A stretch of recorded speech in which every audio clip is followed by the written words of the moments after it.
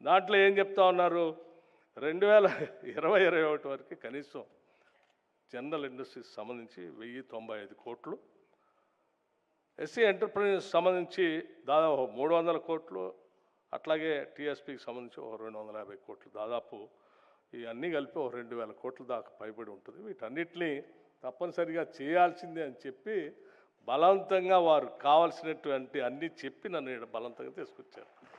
So ఫైనల్గా MSME అట్లాగే పారిశ్రామికవేత్తలందరికీ అభినందనలు. ఏంటంటే అదే మంత్రి గారు మాట్లాడుతూ కూడా మీ అందరికీ చెప్పారు, ముఖ్యమంత్రి గారు ఒక నిర్ణయం తీసుకున్నారు, విధానపరమైన నిర్ణయం.